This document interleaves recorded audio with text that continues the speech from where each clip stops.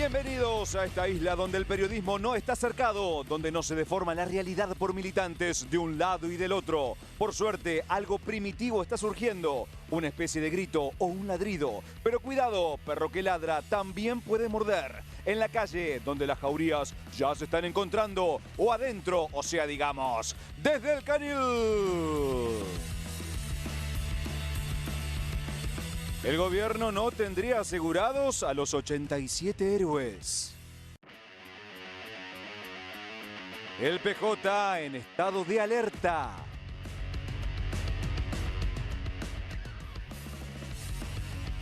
Milei mudará la embajada argentina en Israel.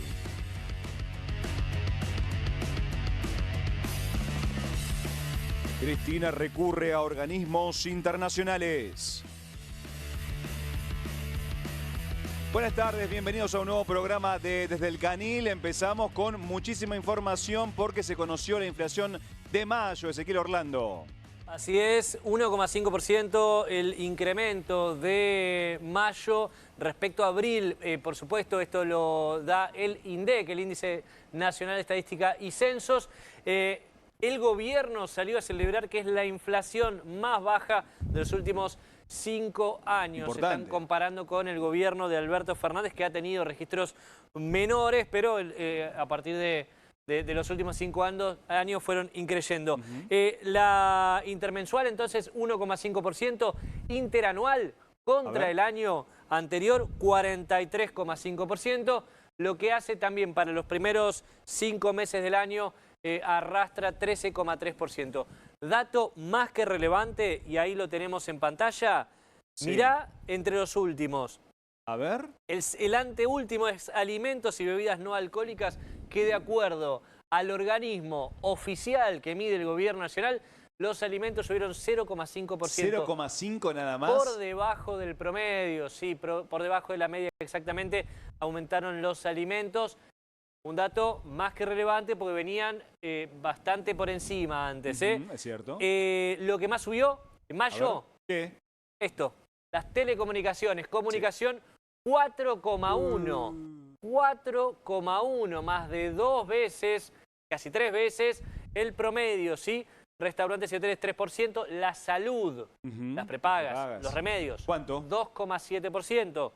Bastante. Y después, bueno, vienen servicios varios, vivienda, electricidad, gas y también educación. Estuvieron casi todos esos que te mencioné por arriba de los 2 puntos de un mes a otro. Ahora, es creíble esta medición porque la verdad, uno cuando va a la góndola, cuando va a comprar algo, no le creció de un mes a otro, de abril a mayo, 0,5%. Si bien las verduras y las frutas bajaron bastante, pero no coincide mucho, ¿no? Esta semana estuvimos hablando de eso, justamente. Esta es la canasta vieja que mide el INDEC de productos, servicios que no son los que consume una familia promedio el día de hoy. Por eso es que vos vas al supermercado y ves una realidad diferente. Pero son un parámetro muy importante y acá abajo en esta pantalla lo que tenemos es los hogares de 3, 4 y 5 integrantes. Y a la izquierda, mira la parte inferior, digo, la pantalla, ¿no? A la izquierda tenés lo que es la canasta alimentaria, que sería lo que necesita una familia de 3, 4, 5 integrantes para no ser indigente. Y a la derecha, lo que necesita una familia para no ser pobre, ¿sí? Vamos a la anteúltima, que es una familia de 4 integrantes, 2 adultos, 2 menores, es la promedio. Para no ser indigente necesitaron 500.000 pesos en mayo. Para no ser pobres, 1.100.000 pesos, ¿sí? Te lo tiro redondeado el número. 4 integrantes para no ser pobres. En mayo, 1.110.000 pesos necesitaron. Esa es la canasta básica total. Para no ser indigentes necesitaron al menos ingresar 500.000 pesos. Eso si no alquilás, ¿no? Si no alquilás, obviamente. Si no alquilás. El INDEC nunca te mide...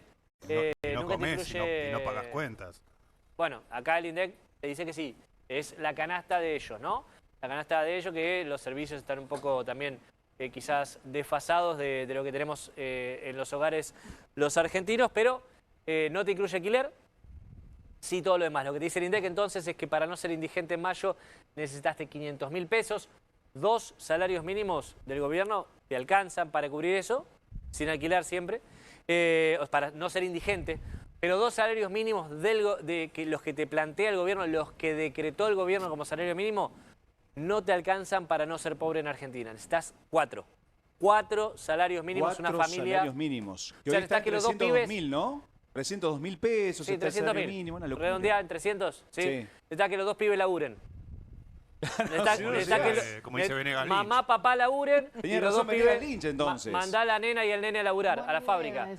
Si los 2 adultos y los 2 menores laburan, Bueno, te vayan a alcanza laburar, chicos. en un hogar para no ser pobre, pero si solamente los 2 adultos tienen un trabajo, no, con el salario mínimo, no alcanza, sos pobre, no llegas a ser indigente por un pelito nada más. En resumen entonces, 1,5 la inflación de mayo, la menor en 5 años, pero la canasta básica alimentaria y total sigue estando muy pero muy por encima de lo que son los ingresos básicos de los trabajadores. Bueno, mientras seguimos esperando la nueva medición, que quizás da más alto, bueno, el gobierno indica, el INDEC, mejor dicho, indica que la inflación de mayo fue del 1,5%, digo bien, ¿no? Sí. 1,5%, perfecto. mayo. Bien, Lucena Bertoia, entonces vamos a hablar ahora de Cristina Kirchner, porque su defensa recurre a organismos internacionales. Sí, Fede, empecemos con las últimas novedades en el caso. El Tribunal Oral Federal 2 rechazó un pedido hace unos minutos nomás de los fiscales Diego Luciani y Sergio Mola, que insistían con la inmediata detención de Cristina Fernández de Kirchner. Esta decisión no solamente la tomó el juez de ejecución Jorge Gorini, sino que también la firmaron sus otros 2 colegas, Andrés Basso y Rodrigo Jiménez Uriburu. Hay una pulseada fuerte entre el tribunal y los fiscales, pero bueno, sucedieron otras cosas. También el tribunal le avisó a la Dirección Nacional de Migraciones que Cristina no puede salir del país. Ahí hay un temor. Es un trámite, ¿no? Eso igualmente. Ese es un trámite, algunos lo adjudican a un temor de que Cristina pudiera viajar, pero Nah, chicos. tiene que salir Por de San favor. José Tampoco la 111 pavada. sin que nadie la vea, ¿no? Sería Tampoco la muy pavada. complicado. Pero sí, bueno, Cristina Fernández de Kirchner dice, está convencida de que no puede esperar nada bueno de la justicia argentina, entonces con su defensa están analizando ir a organismos internacionales. Cuando digo su defensa es Carlos Veraldi, que hoy estuvo con Cristina y también habló de esta posibilidad ante la prensa. Escuchamos.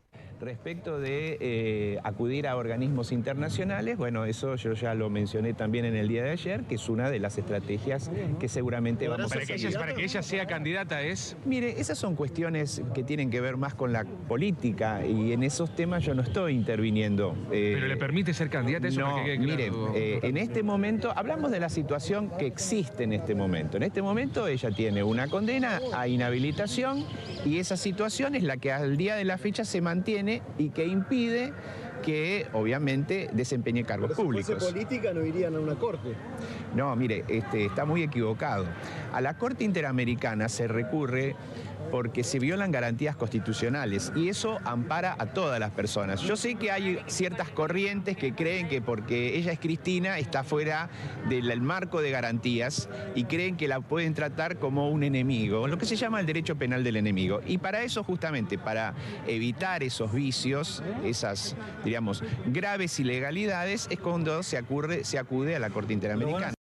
Bueno, O sea que Cristina tiene algún tipo de esperanza, digamos, para ver si se puede anular la ratificación de la condena de la Corte, o más te o menos. diría que tiene una esperanza muy a largo plazo y Ok. muy mínima.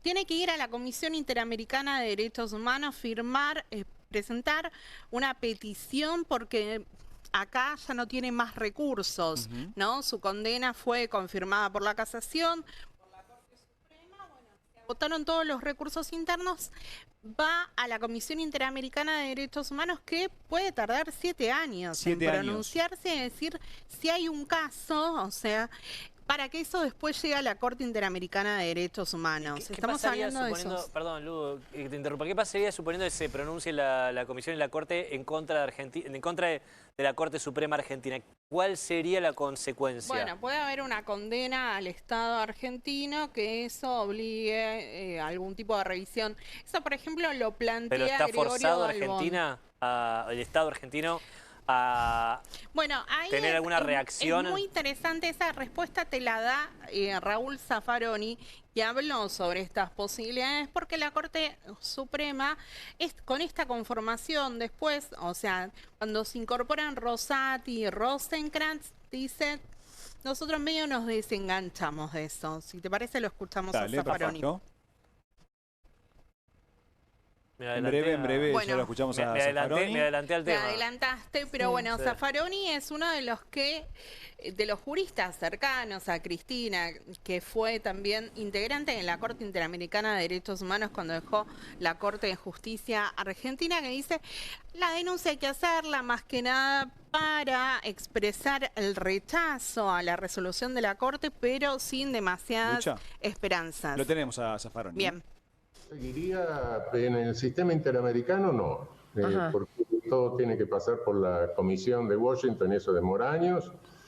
Vería un poco más en el Comité de Derechos Humanos de Naciones Unidas, pero los tiempos de los organismos internacionales no son los tiempos de la política. No hay nada que hacer. Pero de cualquier manera sí, es bueno armar el escándalo a nivel internacional. Sí. Ahora, la eficacia que eso tenga en cuanto a nosotros, no, eso lo veo muy dudoso, Aparte, esta propia Corte Suprema ha dicho alguna vez que ella juzga la competencia de los tribunales internacionales. Entonces, ¿para qué sirven los tribunales internacionales? No sé. Bueno, eso decía Raúl Zaffaroni, diciendo tengo algunas dudas al respecto. También Santiago Cantón, que fue secretario ejecutivo de la Comisión Interamericana y hoy por hoy es el secretario general de la Comisión Internacional de Juristas, y ustedes son muy jóvenes, pero en 2013 se lo presentaba como el gurú de Sergio Massa en temas de derechos humanos. Santiago Cantón dijo, es muy difícil que los organismos internacionales intervengan. Yo estuve hablando hoy con algunos expertos, me decían, la Comisión Interamericana no va a sacar un tuit, no se va a pronunciar. También tiene una conformación que no es demasiado favorable al progresismo en este momento. Va a haber una asamblea en los próximos días y ahí hay 3 bancas de la comisión en juego, con lo cual se le puede poner aún peor para el progresismo con una nueva conformación. Y dicen, bueno, puede ser que el Comité de Derechos Humanos de la ONU tenga mejor predisposición, pero en todo caso estaríamos hablando de una cuestión de años, nada inmediato. Es una esperanza a largo plazo. Después, bueno, ustedes me preguntaban... Sí, no, yo le preguntaba a Lu sobre el antecedente de Petro, ¿no? De Colombia, que lo están dando como ejemplo, ¿no? Sí, contemos brevemente a Gustavo Petro, era alcalde y fue destituido. De Bogotá. Alcalde de Bogotá, exactamente, y lo inhabilitaron por 15 años.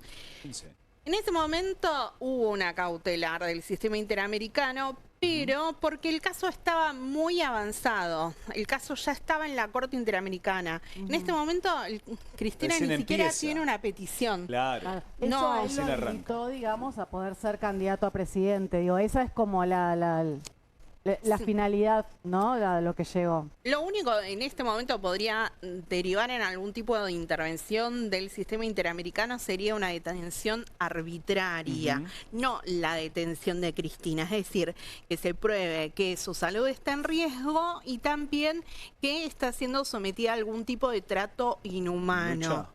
Para seguir hablando del tema, estamos en comunicación con Félix Lonigro, abogado constitucionalista. Félix, muchas gracias por el contacto desde el Canil. Lo primero que quiero preguntarte es cómo calificás el proceso que termina condenando a Cristina Fernández de Kirchner.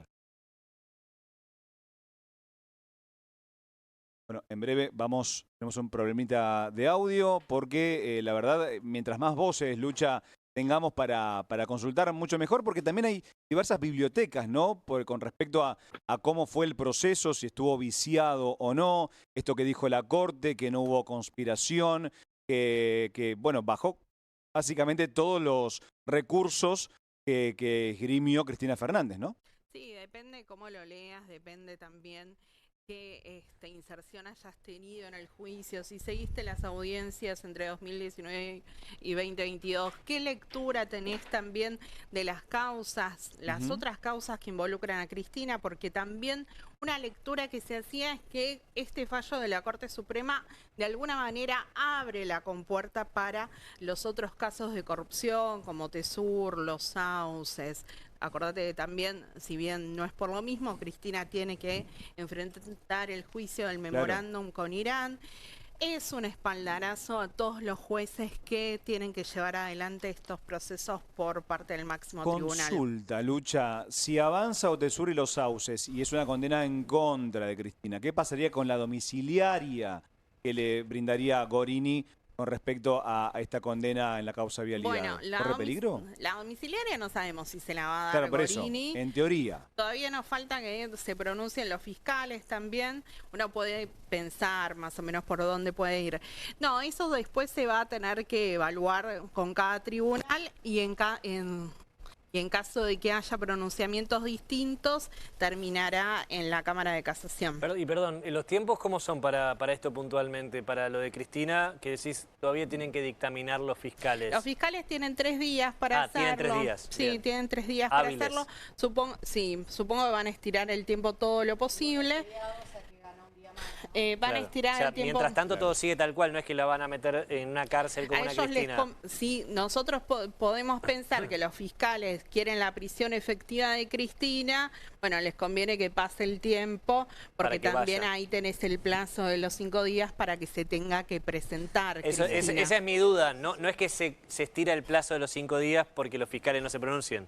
No, los fiscales se tienen que pronunciar y después se tiene que pronunciar el Tribunal Oral Federal 2. Pero esos tiempos corren en paralelo al tiempo de Cristina para presentarse. Y a Cristina le conviene que tener todos los trámites hechos. Claro. Una de las preguntas siempre es, bueno, vos no llegas con el socioambiental hecho cuando te van a aplicar una pena. Pero bueno, eso significa que se está haciendo ahora. Puede llegar, si los fiscales demoran, que puede llegar a estar atrás de las rejas de un calabozo, de una cárcel, Puede Cristina llegar a Fernández. estar. No de los fiscales, sí del pronunciamiento del tribunal. Estamos viendo la primera temporada, si fuera una serie esto, que la verdad que Argentina tiene bastante de serie política, de alguna plataforma. Un dato importante es que el Ministerio de Seguridad ya envió su propuesta del lugar de detención y que el tribunal informó que esa información la guardó en la caja fuerte del tribunal. Ay, bueno, mucha más información al respecto. Me están avisando que está en comunicación finalmente Félix Lonigro, abogado constitucionalista. Félix, buenas tardes. Muchas gracias por el contacto. Te reitero la pregunta. Te quería preguntar si, o cómo calificás, mejor dicho, el proceso que terminó condenando a Cristina Fernández de Kirchner. ¿Qué tal? Buenas tardes. ¿Me escuchan bien, por favor? Perfecto. Bueno, correcto. Les pido disculpas por la luz, pero estoy en el auto. Ningún y esto problema. Es toda la luz que le puedo dar al, No pasa nada, sistema. Félix. El proceso contra Cristina Fernández fue un proceso que duró 18 años. Se inició en la instrucción, fue condenada en primera instancia por un tribunal oral cuyos 3 miembros fueron designados en la época de su gobierno, el fiscal Luciani también. Hubo apelaciones, se llegó a la Cámara de Casación. La Cámara de Casación emitió también una condena en doble conforme. Hubo recursos, se llegó a la Corte. Uno de los integrantes de la Corte, Rosati, fue ministro de Néstor Kirchner. El otro, Lorenzetti, fue designado por Néstor Kirchner. Durante todo el procedimiento se otorgaron todas las garantías del debido proceso, de la defensa en juicio, las medidas recursivas. Todo se hizo, todo el procedimiento fue avalado en las distintas instancias. Luego, la verdad, no se entiende qué es lo que hay detrás de la pretensión de Cristina Fernández de llegar a la Corte Interamericana, porque la Corte Interamericana va a evaluar lo mismo que evaluó la Corte Suprema de Justicia de la Nación. Efectivamente va a evaluar si durante el proceso se otorgaron las garantías constitucionales que corresponde a todo condenado, o a todo imputado, o procesado, o investigado. Yo realmente entiendo que se llegó a una composición cuando la Corte dejó firme la sentencia por el rechazo de los recursos extraordinarios, con la fundamentación que podría no haber emitido, porque invocó el 280 del Código Procesal Civil y Comercial, que justamente le permite a la Corte rechazar recursos sin fundar. Así que a mí me parece que el proceso fue impecable. Lo veo así, de ese modo. Doctor Lonigro, ¿qué tal? Lo saluda Luciana Bertovia. Le pregunto, Buenas tardes. ¿se puede hacer una división entre lo que es la evaluación de la condena a Cristina y los actores judiciales que intervinieron? Porque ella también ahí lo que dice es: violaron mis garantías, no hubo jueces imparciales, tenía jueces que iban a jugar al fútbol en la quinta de Mauricio Macri, que era quien promovía la causa, otros que iban a la quinta de Olivos o jugaban al tenis con él. ¿Qué evaluación se puede hacer de cómo funciona el sistema judicial argentino? ¿No deberíamos esperar otro comportamiento de los magistrados? Bueno, a ver, la pregunta es mucho más amplia entonces, porque se refiere al sistema judicial argentino. Hay jueces y jueces dentro del Poder Judicial de la Nación, dentro del Poder Judicial en general, también de las provincias. Miremos lo que pasa en provincias como Mendoza o como en Santa Fe mismo. Sí, con Bailaque. Exactamente. O sea, indudablemente, como todo órgano integrado por seres humanos, tiene ejemplares fallidos y tiene ejemplares notables. Entonces, el Poder Judicial falla y acierta. Hay cosas que se hacen bien, hay cosas que se hacen mal. Yo ni siquiera me acuerdo de los nombres de los integrantes del Tribunal Oral y de la Cámara de Casación. Lo que advierto en este caso es que sí me acuerdo de Luciani, porque me parece que el trabajo de Luciani, ahora el gobierno se adjudica el mérito de que fue condenada Cristina porque ellos no se metieron. Hace un año que están, esta causa lleva 18. Así que indudablemente el gran trabajo lo hizo el fiscal de consolidar todos los elementos probatorios, de unificarlos, de armonizarlos y de exponerlos a la hora de la acusación. Y si bien Luciani no forma parte del Poder Judicial, porque el Ministerio Público es independiente, pero bueno, trabajan en conjunto, y a mí sinceramente me parece que más allá de que hay jueces que dejan mucho que desear, en esta causa se ha trabajado bien. ¿Y usted, dentro de los ejemplares fallidos que mencionaba, pondría a los jueces que iban a reunirse con Mauricio Macri a escondidas, por ejemplo? Bueno, es que si hay jueces que se reunían a escondidas, obviamente que no está bien. Todo lo que tengan que hacer los jueces y los gobernantes en general lo tienen que hacer a la luz del día. Ahora, que eso después, o un partido de fútbol o una foto desemboque en imparcialidad. Mira, yo siempre me acuerdo lo de Carmen Argibay. Te acordarás, esta notable jueza de la Corte, designada también en época de Cristina Fernández, sí. Néstor. Carmen Argibay decía: yo conozco a Néstor Kirchner, me designó, me eligió, le agradezco profundamente, pero yo no quiero hablar más con él, porque soy jueza de un tribunal y soy independiente. O sea, lo conozco, pero después administro justicia, como a mí me parece. Y de hecho, inclusive, Carmen Argibay, cuando tuvo que pronunciarse en la causa Bussi, si hay alguien a quien ella detectaba, era a estos torturadores de la época de los militares. La verdad es que ella dijo: sí, bueno, está bien, pero la Cámara de Diputados no actuó conforme a derecho cuando le impidió el ingreso a la Cámara, no podía hacerlo, y realmente esos son los jueces que necesitamos. Jueces que por ahí, aun cuando conozcan, porque Zaffaroni también conocía a Vudú, conocía a los Kirchner, y sin embargo estaba metido ahí en el Poder Judicial. Entonces, para la Corte, no, el tribunal, por dicho, Meraldi, a la hora de llegar en un recurso extraordinario a la Corte, no logró conmover, no logró convencer a los jueces de que había habido imparcialidad. Doctor. Sí. Sí, ¿qué tal? Julián de Imperio lo saluda. Le quería consultar por el fallo de la Corte, más que nada si tuviéramos que separarlo en dos.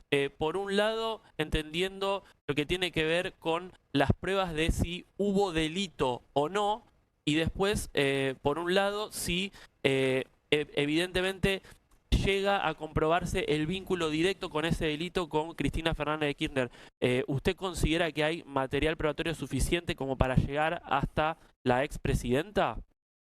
Sí, a tal punto que las grabaciones que se encontraron entre Lázaro Báez, entre López y Cristina Fernández, y Lázaro Báez también, son en el sentido contundentes.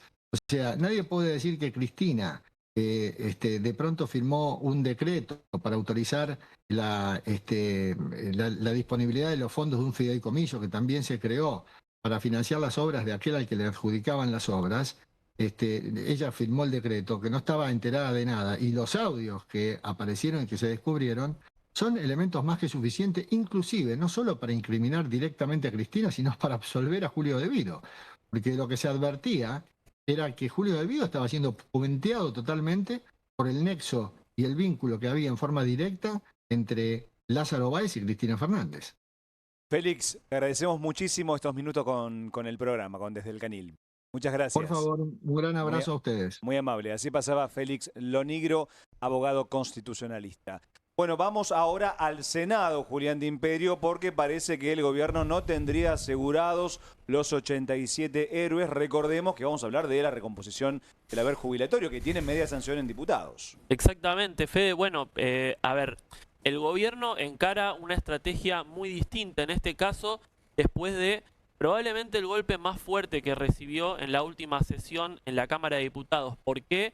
Porque la oposición no solamente logró un quórum en un contexto en donde parecía que no lo iba a lograr, eran 3 temas muy sensibles que comprometían el equilibrio fiscal, como dice el gobierno, activó todas las medidas posibles para bloquear esa sesión, no lo logró gracias a el apoyo de muchos diputados que responden a gobernadores que estaban en buena sintonía con el gobierno y aprobaron una moratoria previsional, aprobaron una emergencia en discapacidad, aprobaron un aumento del bono y de los haberes jubilatorios.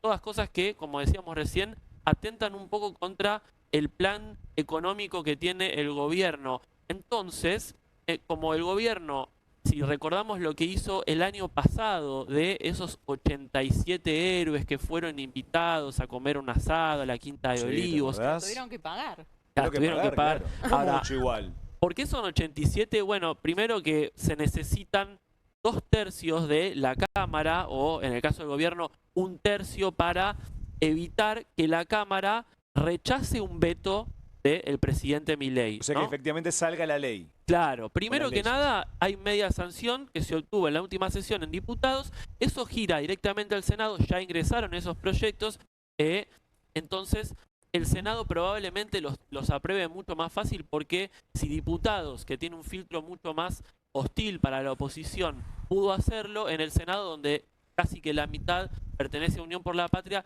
lo harían mucho más fácil. ¿Y entonces qué? ¿Va a darle vía libre a la ley el gobierno? ¿Se va a quedar tranquilo? Hay un as bajo la manga que tienen que probablemente tiene mucho que ver con lo que ya viene haciendo en general como estrategia parlamentaria, que es básicamente dormir los temas. Dormir los temas. Evitar que el Senado funcione para que directamente apruebe, le dé la sanción final y que después el presidente tenga que vetarlo. ¿Por qué? Porque pero eso sería un favor de Villarruel a Milei. ¿Y por qué la vicepresidenta estaría dispuesta a jugar a la par del presidente? Mira, Zeta, en realidad el problema... ella los tiempos. Claro, el problema es que en este caso estos temas primero van a comisión. Sí. Porque si no van... preside con la comisión de ahí es la clave. Ahí es la clave. Presupuesto la maneja Ezequiel Atauche, que es justamente jefe de bloque La Libertad Avanza, y Previsión Social, una bullrichista también en el Senado, con lo cual esas dos comisiones, no se sabe todas las comisiones que van a abarcar estos proyectos, porque son muy grandes, pero esas dos seguro, y esas dos van a ser bloqueadas por La Libertad Avanza. Entonces, ¿qué es lo que puede hacer la oposición? A ver. Pedirle a Villarruel una sesión y decir, llevemos estos temas, pero claro, a diferencia de la Cámara de Diputados, vos no podés emplazar un proyecto para que vaya a comisión. Es decir, che, ya que la comisión... Pueden pedir sesión especial. Pueden pedir una sesión especial, pero tiene que ser tratado sobre tablas y eso Claro. significa que tenés que juntar 2 tercios. Pero eso significa saltear la comisión. Significa Claro. llevarlo ¿Llegan al a recinto juntar sin los 2 comisión. tercios o no? Probablemente El no. PJ. Probablemente ¿No? no, es un montón. 2 tercios de la Cámara, vos pensás que tenés hoy... ¿De los presentes o de la Cámara? De los presentes. Ah. De los presentes. No es lo mismo. No es lo mismo. Porque no es- pueden estar justo de viaje los libertarios y dicen, este día. Claro, Por exactamente. ejemplo. Exactamente. Juli, consulta, sería, diputados pueden emplazar, sería básicamente obligar a que se trate un tema. A que se trate un tema Claro, en Senado no. comisión. Senado. Ah. Eso es en diputados. En diputados, nada más. claro. En el Senado no. En el Senado no. Y vos la diferencia cuando vos lo llevás a comisión es que obtenés un dictamen y cuando vos llevás un tema con dictamen a la Cámara es por mayoría simple, es decir, la mitad más 1. Entonces Gana, la listo. diferencia acá es que el gobierno, tu estrategia va a ser, no queremos pagar el costo político de vetar un proyecto contra los jubilados después de todo el pleno revuelo año de que elecciones, hubo. claro. Entonces directamente dicen, dormimos este tema, que la comisión directamente no trate estos temas y que en todo caso sea la oposición. Ok, quieren pedirle una sesión a Villarroel especial, llévenlo, trátenlo y fíjense si pueden conseguir 2 tercios de la Cámara que voten estos proyectos. Finalmente, O sea, no hay posibilidad de los 2 tercios, no hay chance directamente. como Pero poder ya lo pasar, hicieron una vez el año pasado. como poder ¿Te acordás pasar, que sí. ahí fue cuando se enfrenta Villarroel con Estaba Milei? desesperado Milei ahí. Sí, Claro. es que bueno, Dice que le jugó en contra. vos decís en el DNU, el famoso Sí. DNU. Sí, lo que pasa es que en este momento el gobierno construyó una relación con muchos gobernadores y me parece que hoy va a ser más complicado que obtenga 2 tercios de la Cámara. Sí, Juli, pero los gobernadores se juntaron en el CFI la semana pasada y están un poco enojados con que no tienen ingresos, están cayéndole la recaudación y por eso la reunión en Casa Rosada con el Sí, Ejecutivo por el totalmente. tema. Con esto te cierro, Fede. Mirá, hay, por ejemplo, para que tengamos el antecedente de lo que pasó en diputados la semana pasada, los tucumanos, las salteñas de Innovación Federal, las abstenciones del PRO, ojo Mirá con vos. eso, las abstenciones de la UCR, los catamarqueños, el bloque de Oscar Sago, el Lourdes Arrieta, todos ellos o se abstuvieron o directamente votaron a favor de estos proyectos previsionales, con lo cual en el Senado es cierto que hay una incertidumbre de si se replica esto de diputados en el Senado. Habrá que ver si gana el gobierno o gana la oposición. Bueno, el gobierno y su intención de dormir proyectos que si los veta, básicamente va a traer mucho, no va a traer tanto rédito político, mejor dicho. Chicos, nos vamos a un pequeño corte y enseguida volvemos con más Desde el Cañón.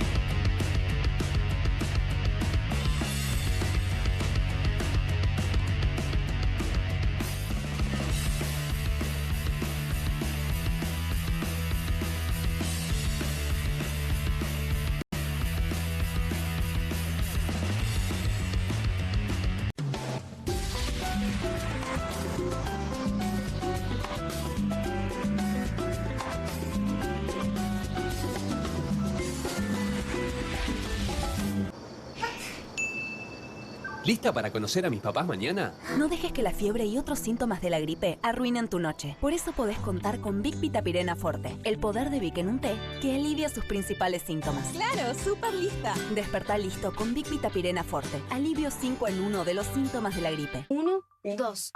Bueno, dale, arranca. ¡Pará! ¡Mike! ¿Van a hacer el video con el inodoro con manchas de sarro? Pero si siempre uso lavandina. Eso no lo remueve. ¿Por qué no probás limpiando con Harpic? Que llega a los rincones más difíciles eliminando por completo el sarro y desinfectando. ¡Vamos! Para cualquier desafío que te dé el inodoro... Nada mejor que Harpic.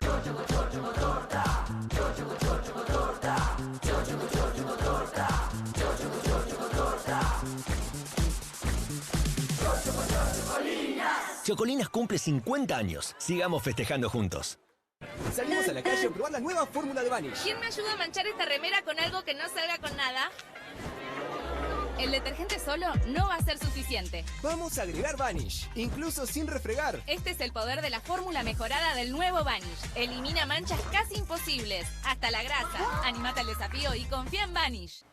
Que alguien traiga el postre, ¿no? Que alguien saque la cofler de la alacena, que me muero de ganas. Galletitas, bonobón y chococofre de mantequita copada. no te mueras de ganas de comer de postre las Choco Cookies de Kofler. Straight 8, la nueva herramienta de entrenamiento que te ayudará a pararte más derecho, ensanchar los hombros y alinear la columna para un alivio instantáneo. Todo mientras ayuda a reducir el malestar por encorvarse. Desde el momento en que te lo pones, tu postura comenzará a cambiar. El secreto son sus 8 puntos de apoyo que se involucran en la espalda baja, espalda media, hombros y cuello, trabajando juntos para una alineación perfecta, desarrollando memoria muscular que te enseñará a pararte derecho por años. Me veo más alto, sumo el estómago, me veo en forma. La gente me pregunta si adelgacé, pero es por el Straight 8. Straight 8 es ultra cómodo, enriquecido con fibras de cáñamo que absorben la humedad para que puedas usarlo todo el día sin sudar. Se ajusta fácilmente para que pueda usarse por hombres grandes y corpulentos hasta mujeres pequeñas. Es tan ligero y discreto que puedes llevarlo debajo de la ropa y nadie notará que lo llevas puesto. Es por eso que necesitas Straight 8, para que comiences a pararte más derecho y con más confianza. Los viejos aparatos ortopédicos pueden costar miles de pesos, pero ahora puedes ordenar el nuevo Straight 8 de la línea Serafit. Te ayudará a pararte más derecho, ensanchar los hombros y alinear la columna. Para un alivio instantáneo, todo mientras ayuda a reducir el malestar por encorvarse. Desde el momento en que te lo pones, tu postura comenzará a cambiar. Llame ahora mismo y adquiera su Straight 8. Descubra los productos más novedosos y exclusivos de la línea Serafit en tvcompras.com y obtenga este fantástico producto de TV Compras. ¡Llame ya! ¿El dolor de garganta arruinó tu día? Confía en Strepsils para darlo vuelta. Su doble efecto actúa de manera local, aliviando el dolor y la inflamación en tan solo 2 minutos. Y con un efecto duradero de hasta por 4 horas. Decile chau al dolor de garganta con Strepsils. Estudia en la Facultad de Comunicación y en la mayor redacción de América. USBA, Universidad del Sur de Buenos Aires. La Universidad del Grupo Perfil. Licenciatura en Comunicación Periodística. Licenciatura en Comunicación Institucional. Títulos con reconocimiento oficial y validez nacional. Inscribite a las reuniones informativas en universidad@perfil.com. Aprende comunicación dentro de un medio de comunicación. USBA, Universidad del Sur de Buenos Aires.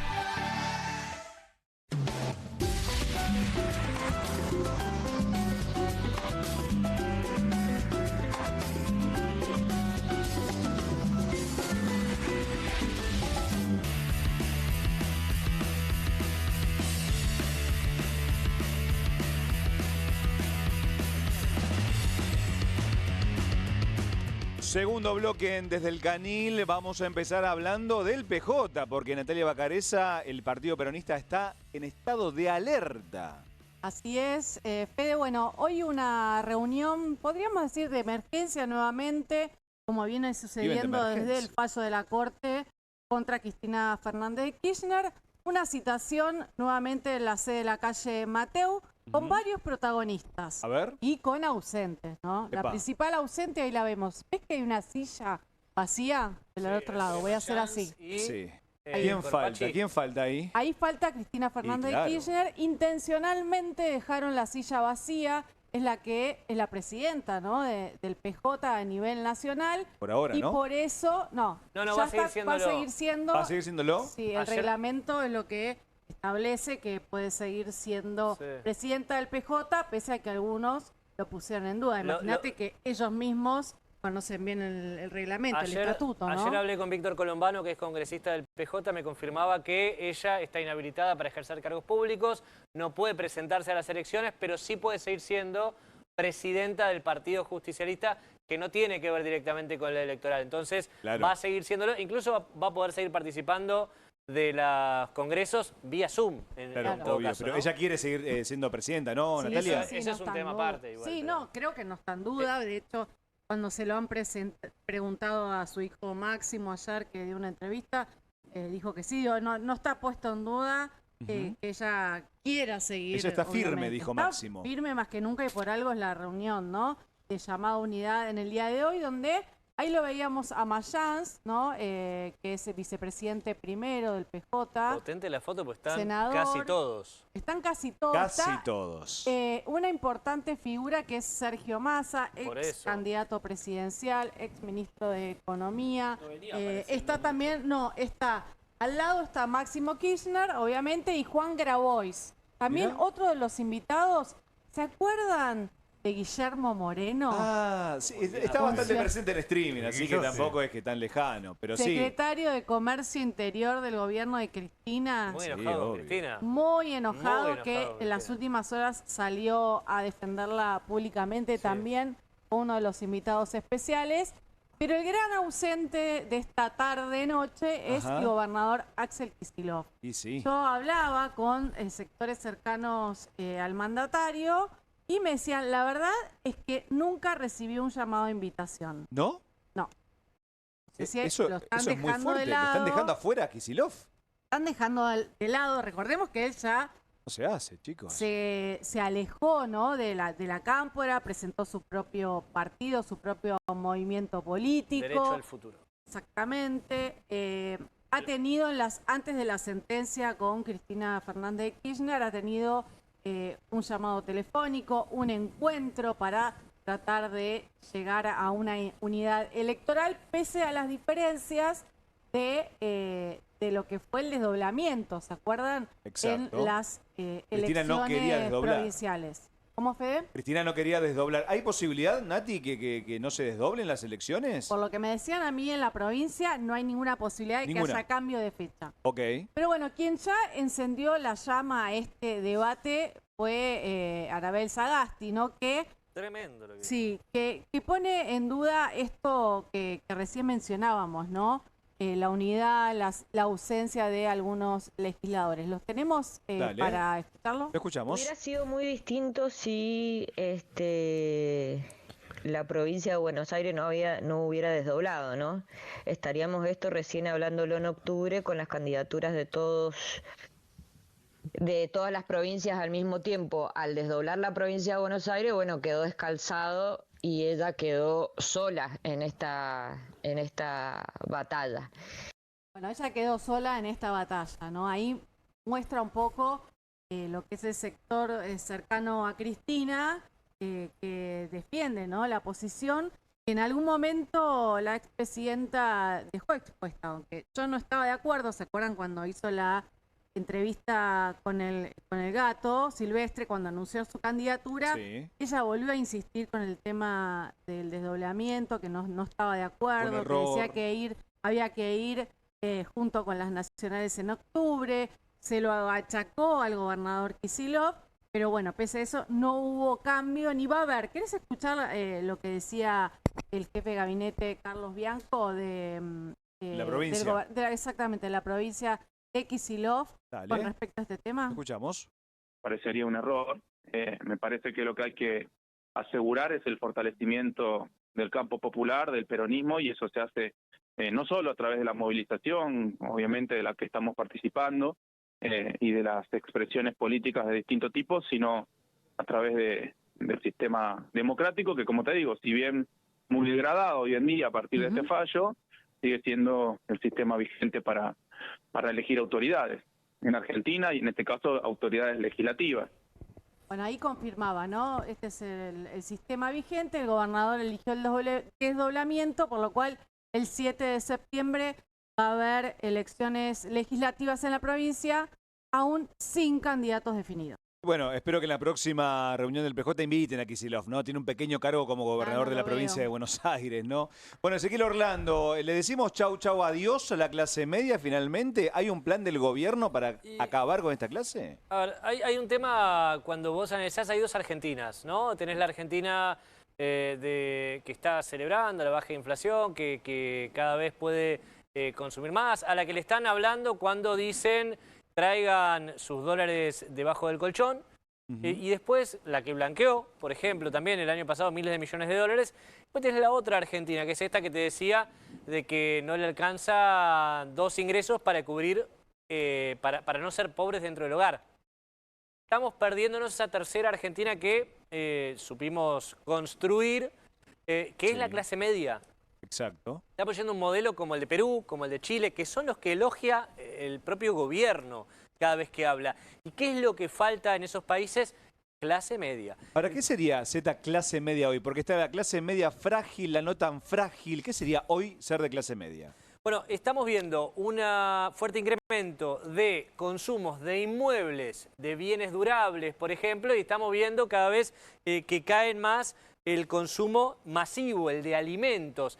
Esto es lo que diferencia, digo, los dos sectores que están cada vez abriéndose más con una brecha en el centro. Eso que estaba en el medio era lo que antes denominábamos clase media, la clase, los trabajadores que estaban lejos de la línea de pobreza, pero tampoco podían considerarse para nada dentro del 10% más rico. Eso es lo que en Argentina solíamos autodenominar clase media y que se autopercibían como tales, ¿no? Claro, ahora trabajan y son pobres. Que tenía laburo, le alcanzaba para llegar a fin de mes y podía encanutar algunos dolarucos abajo del colchón. Para cambiar, ¿no?, el auto, ¿no? Para, no sé, hacer un viajecito. Y ahora, olvídate, porque encima que trabajas con uno o dos laburos, sos pobre encima. Ahora tenemos el que cambia el auto cada 2 años, el que está comprando propiedades, y después del otro lado el que tiene que desahorrar o llega hasta el día 20 del mes, justísimo, y con mucho esfuerzo suma otros 2, 3, 4 trabajos para poder hacer el mes, ¿no? Eso es lo que estamos viendo ahora. Y estos, repito, el mayor consumo de bienes durables, de inmuebles, por un lado, que incrementan, y después la caída en consumo de alimentos, que también después lo vemos reflejado quizás por eso también en la medición del INDEC, de que fue uno de los variables que menos incrementó.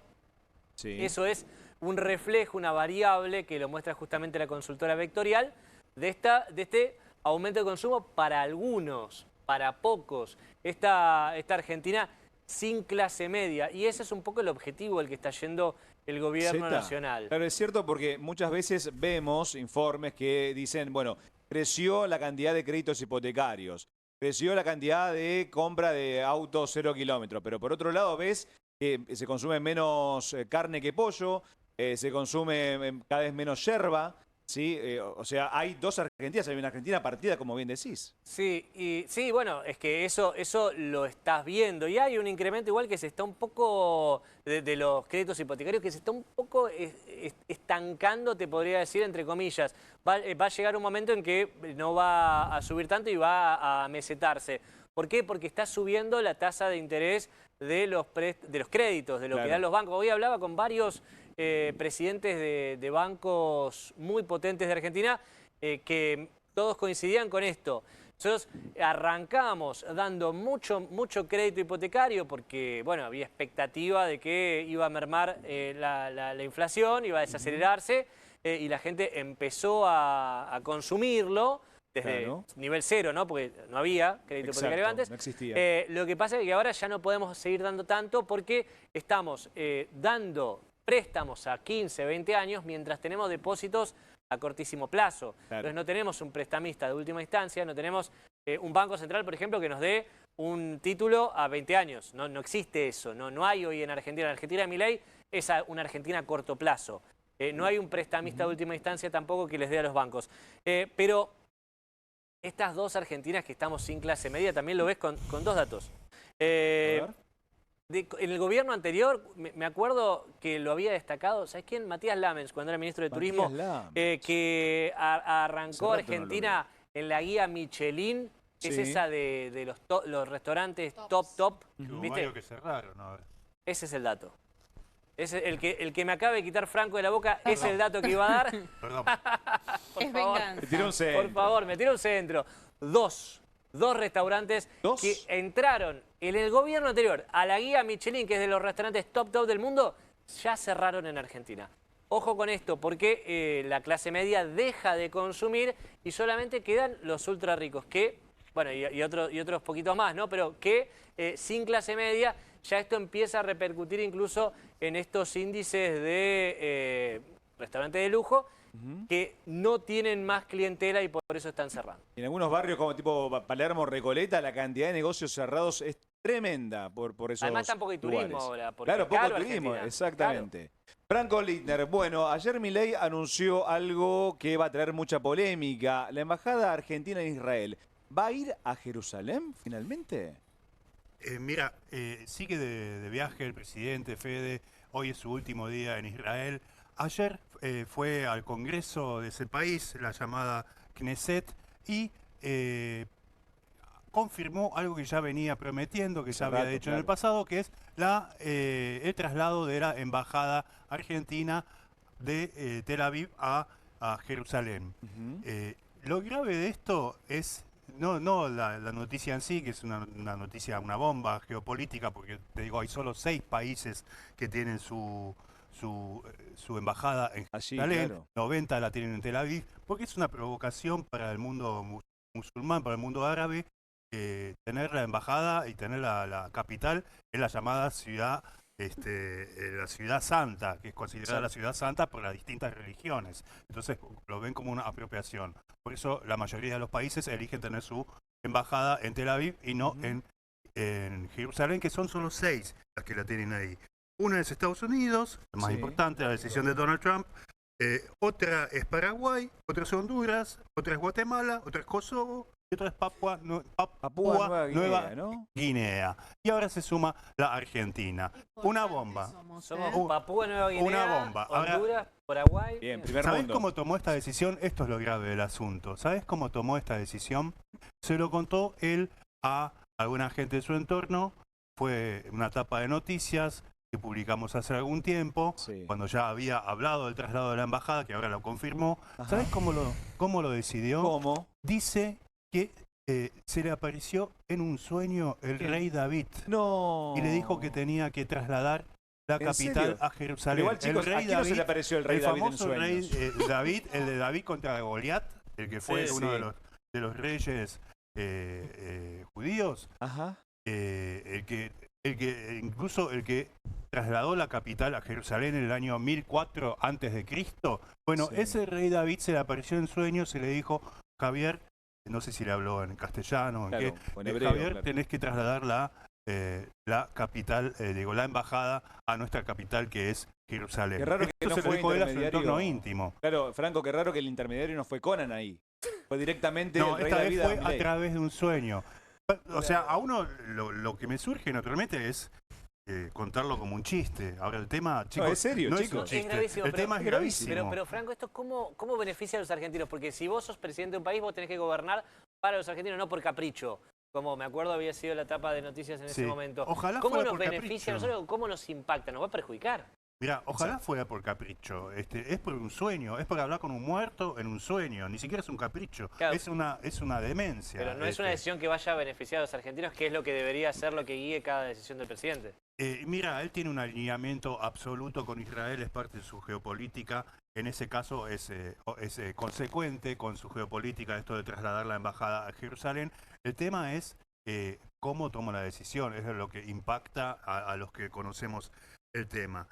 Tenemos algunas imágenes de él ahí en Jerusalén. Vemos lo conmovido que está cada vez que viaja Las estamos a ese viendo. país. Ojalá en Bahía Blanca también se conmoviera tanto. No. Va un rato y se va en Bahía Blanca. Ahí las Tenemos estamos un viendo. video, Ahí mirá, está. ahí Cuando golpea jubilado. llorando. Te voy a anticipar que todos los videos que vamos a ver hoy es él en lágrimas, a punto o llorando. ¿De este viaje o del anterior? No, esto Esto de es de ahora. este viaje. Pero antes también lloró, en el otro también había llorado. Claro, por eso. Cuando le quitan los remedios oncológicos a los bebés, ¿no llora?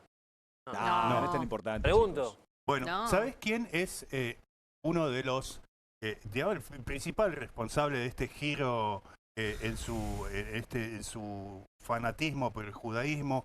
Es su rabino personal, Axel Banish, a quien nombró como embajador en Israel, y al que conoció en el año 2021, cuando no se conocían, y Milei lo fue a ver para, entre otras cosas, explicarle que él no era nazi, que Milei no era nazi, porque estaba en campaña. Importante dato. Lo acusaban de esas cosas por las cosas que decía, ¿viste? De las cosas que dice Milei, a uno es fácil acusarlo de nazi. Bueno, fue a ver al rabino para explicarle que no era nazi, y en esa misma reunión, que se extendió durante horas, el rabino le terminó diciendo: vos vas a ser el líder de un movimiento libertario en la Argentina. Y salió, así como lo vemos ahí, entre lágrimas. Milei salió absolutamente conmovido. ¿Hizo la gran no soy nazi porque tengo un amigo judío? No, Igual dicen que el muro de los lamentos te genera algo especial. Yo no Tenemos, fui, pero sí, es verdad. genera, ¿no? Bueno, él fue 3 veces, chicos, en los 4 días que estuvo en Israel fue 3 veces al mundo de los lamentos. Tal vez le quede tiempo por una 4ª vez, no sé, se va hoy. Tenemos un video, si lo podemos ver, del rabino Banish en la asunción de Milei, donde le dice todo lo bueno que le promete. Lo vemos. Dios tiene fe en usted, señor presidente. Podrías haber pedido riquezas, podrías haber pedido poder, podrías haber pedido fama, podrías haber pedido la muerte de tus enemigos, pero no. Le voy a pedir a Dios que le conceda, querido señor presidente, nada más y nada menos lo que usted le viene pidiendo a Dios. Exactamente lo mismo que le pidió el rey Salomón. Sabiduría, templanza y coraje.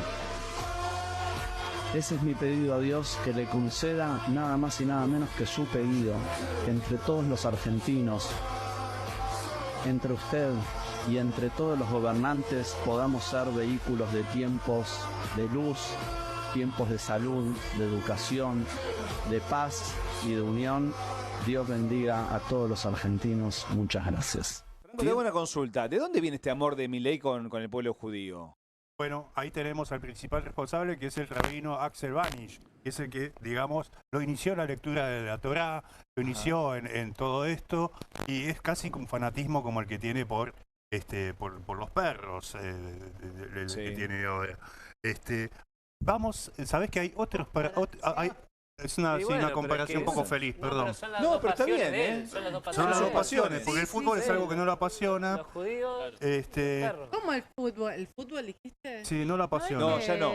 ¿Ya no? No, No, porque él fue arquero. Claro, de Chacarita. Bueno, ¿sabes qué? Sí, Frank. ¿Sabes qué? Él cree que su hermana, ya lo contamos acá, es Moisés. Claro, obvio. Es el profeta Moisés. ¿Quién duda de eso, no? Y él cree que él es el hermano de Moisés, Aarón, que es el divulgador de Moisés. Tenemos un video para verlo, por favor. Moisés, o Moisés, era un gran líder, pero no era bueno divulgando. Y entonces Dios le mandó a Aarón para que, digamos, divulgue. Bueno, Cari es Moisés y yo soy el que divulga, nada más. Soy solo un divulgador. Ahí tenemos, Frank. Moisés hacía tortas entonces. Otra vez entre lágrimas el presidente, muy emocionado cada vez que habla de estos temas religiosos. Sí. Sabes que también con el cristianismo, obviamente antes de este fanatismo, tuvo conexión. Por ejemplo, dijo a algunos amigos como el abogado, el mediático abogado Mauricio de Alessandro, le dijo en privado que él había visto 3 veces la resurrección de Cristo. ¿3? Que el uno, como llama a Dios, le había mostrado 3 veces la resurrección de Cristo. También le había dicho que hablaba con el uno, pero que no lo mencione porque iban a decir que está loco. No, ¿cómo van a decir eso? Está bien que no lo mencione. Pero antes le daba pudor, ahora no. Sí. Claro. Te digo más, el rey David no es el único muerto con el que habla Milei. ¿Ah, sí? Habla con economistas. Por ejemplo, gente que lo ha tratado, dice, porque están hablando de economía, y Milei de golpe dice, se queda en silencio, dice... Sí, acabo de hablar con Murray Rothbard, me dijo que está bien lo que estamos que es como diciendo. medio directo la cosa, es como línea directa. Sí, línea directa. Tira algo y él lo capta. Una vez que fue a una biblioteca, se la encontró a ¿cómo se llama esta filósofa? Ayn Rand, la famosa filósofa liberal Ayn Rand. También muerta hace muchísimos años. Franco. Y después sabemos cómo, que habla con los perros, que ya lo hemos contado muchísimas veces, ¿no? Franquito, vamos a seguir en estos días con esto porque la verdad que da para largo y tendido. Chicos, nos quedamos sin tiempo. A vos te digo, quédate en la continuidad informativa de Bravo TV. Ya empieza Peligro de Gol y a vos te invito también a que vuelvas mañana a las 6 de la tarde aquí en Desde el Canil. Recordá que no somos leones, pero sí periodistas de raza y vamos a mostrar los colmillos. Muchas gracias.